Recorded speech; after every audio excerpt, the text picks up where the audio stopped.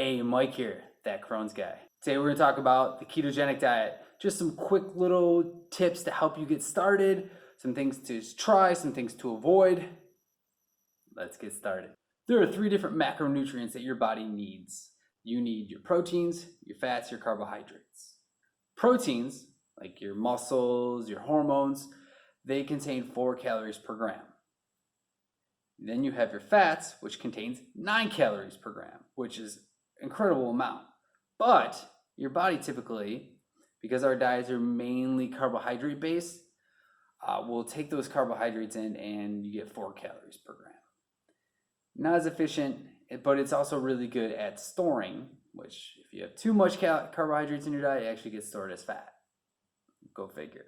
Your body will use those carbohydrates to produce ATP energy. You have to eat constantly, or every day, in order to replenish the glycogen stores in order to have more energy. What happens when those glycogen gets depleted? Well, then you start burning fat. So there are times when you do a strenuous workout, you're getting tired, your body's actually using up a lot of its glycogen, and it actually switches over to burning fat. And that's when you get that second wave of energy, and you're like, whoa, let's go. It's just, you're starting to use fat. So when you go into keto diet, you go in ketogenic phase, you're basically just in that burning fat constantly. A couple things that you will notice when you first start ketogenic diet. Some people get what's called a keto flu. That's just your body used to burning carbs, pretty much probably your whole life. And now it's starting to use fat. It's a different type of energy source. So you do feel different when you do it. Another way people will test or finally figure out if they're in ketosis rather than just feel it is there are test strips. So what does all this mean? So as you look at this ketone test strips, you have to actually test your urine to see if you are in ketosis. So you actually will produce a certain number of ketones that will register on the strip.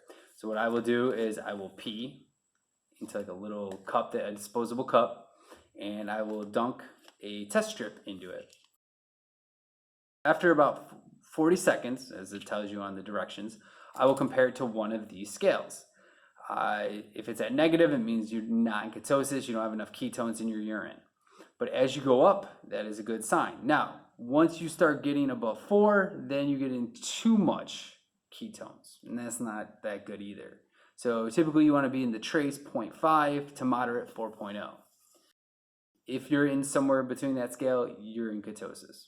Another sign that you are in ketosis is your breath. So I will find that I will start talking to people when I'm in keto, and then my breath is it feels dirty. And you get this bad smelling breath, and it's just acetone that's being released as you talk. Some ways to jumpstart yourself into ketosis is you could fast to start off with. I typically will fast for 18 hours or more just to use up all the glycogen reserves. Other people will just hop right into the diet. So what can you eat on the ketogenic diet? First and foremost, you just have to look at nutrition labels and try to make sure there's really no carbs. I try to stay away from carbs as much as I can. So I'll eat a lot of meat, chicken, steak. The beauty part about ketogenic diet is you don't have to worry about getting the leanest portions or the leanest cuts of anything. I'm not afraid to eat chicken thighs. They're higher in fat, or steak. I'll just get a fattier piece of steak. I don't have to get the super lean sirloin. Also, we'll put a lot of fat on my food, so I'm not afraid to drench things in avocado oil, olive oil, or I will get ghee. Ghee is just the fat of butter. So get rid of all the lactose. So you're literally getting rid of all the carbs and you're left with just the fat, and that's ghee. Other people are big fans of coconut oil. I can't because my body gets messed up. Other things that you can have on the ketogenic diet, you can have certain nuts like almonds, cheeses as long as they're hard cheeses. I'll actually use Parmesan crisp. I did a recipe before where I use them as like a chip. 0 carbs per serving.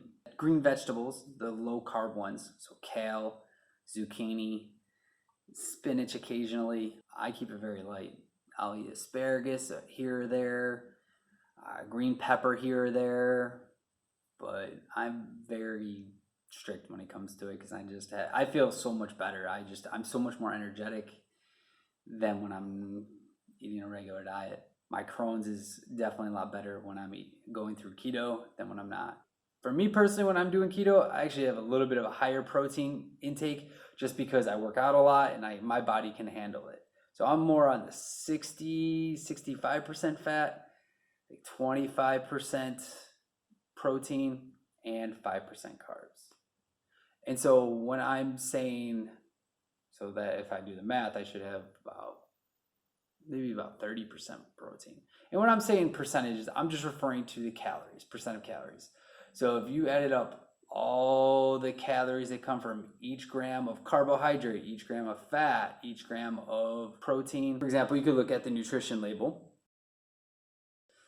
As you will see that this avocado fat has 14 grams of fat. And so you would take that 14, multiply it by 9, and that would be the number of calories you get. So 10 times 9 is 90, 4 times 9 is 36, so 126. So there's 126 calories in 1 tablespoon of this fat. Figure out the number of grams of protein, you multiply that by 4, that gives you the number of calories. You figure out the number of grams of carbohydrates you are eating, multiply that by 4, and that's the number of calories. You would typically add up all your different calories. So for example, it adds up to a nice even number of 2,000.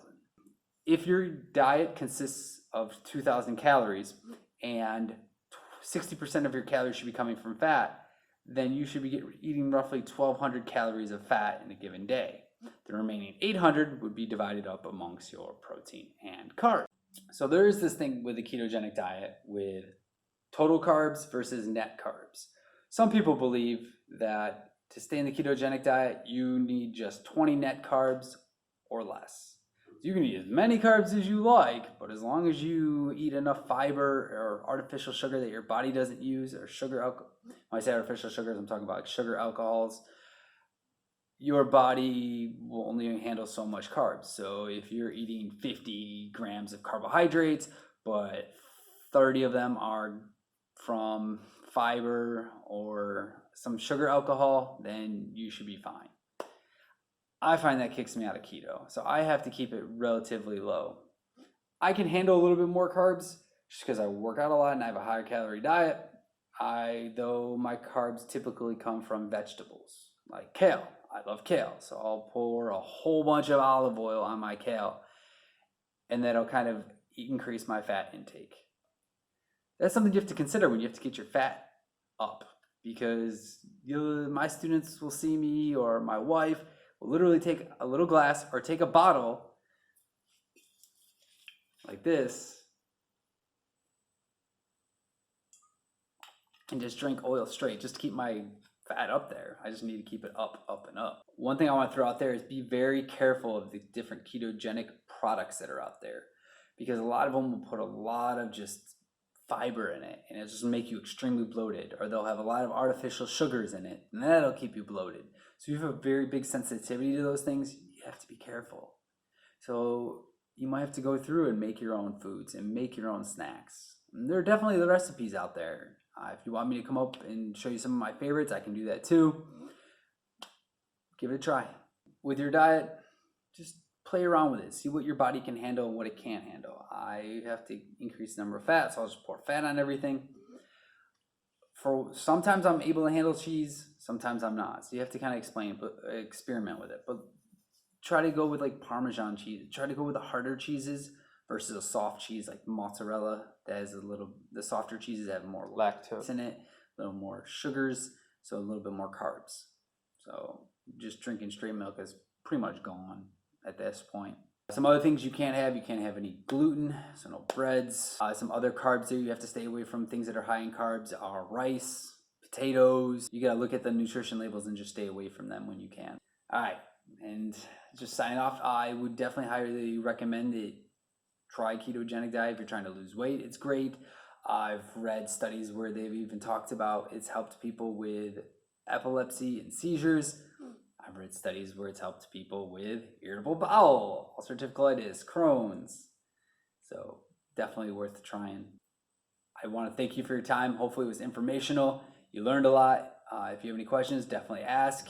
I can give you some more experiences that have worked for me. Remember, champions are what champions do.